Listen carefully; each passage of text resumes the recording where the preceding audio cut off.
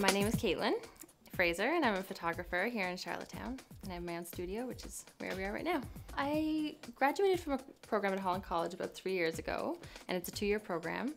And about 2 years before that, so I guess about 7 years ago now, it sounds like a really long time, I just got really into playing with cameras, and I started saving my money. I bought my first digital camera, and then that one wasn't good enough. I bought a better digital camera, and then I just got I went as far as I could on my own, and then I went into school for it and have loved it ever since.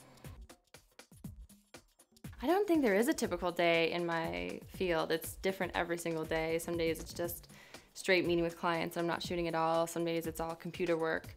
Some days it's all emails. A lot of days it's all emails. And then some days I'm shooting on location for hours, one straight shoot for 8 hours. And sometimes it's 5 one-hour shoots all in a row, and I'm all over town. So it can vary. And sometimes I'm in the studio shooting all day. There's not really a typical day, I don't think. The best thing about being an independent photographer is that I can make my own hours, for the most part.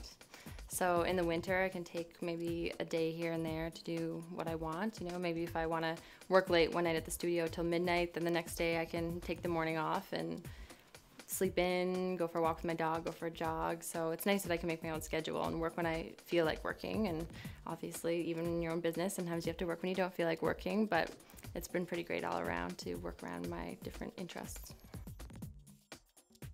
The worst thing is probably also the schedule. It's the best part and the worst part, because in the summer I'm working a lot of weekends for weddings, so I tend to basically have all my Fridays and Saturdays booked up in the summer. So if I have a friend who has a birthday, or perhaps a friend who has a wedding that I'm not shooting, I often have to miss it. It's pretty hard. I think a lot of people don't realize how hard it is, especially shooting on location. I have to often carry big bags of stuff and lights, like as you see behind me, and it's long days too, and you know, sometimes the photographer doesn't eat until everybody else is kind of done shooting, the producer of the shoot or the art director and everything, so it can be long days sometimes. The money is pretty up and down. It's pretty good though. I think if you are driven, you can actually make quite a bit of money in this industry. I know that there's people making up in the 6 figures, even here in PEI, so a lot of people don't think that the money is that great, but I think if you're driven and you're willing to take on a lot of responsibility, then the money is actually pretty good. There is a lot of opportunity, and it's actually easier, I think, than it used to be, because with the digital equipment, it's maybe a little bit easier to learn than the film. So in PEI, we have a college, so you can go to the college and train there.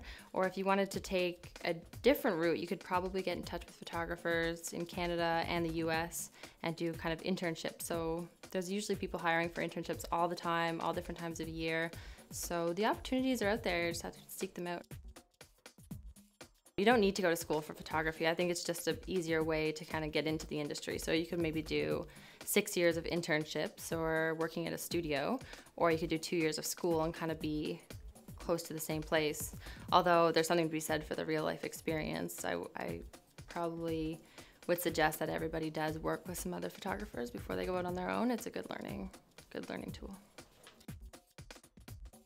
Somebody who's definitely self-motivated, because there's nobody standing behind you telling you to do it, so you have to be pretty confident because you're putting yourself out there all the time, self-motivated and creative, and you like challenges because it's something new is going to come up all the time, so you have to be somebody who deals well with change and challenge and difficult situations, and you're really good with people. You have to be good with people for what I do, I think.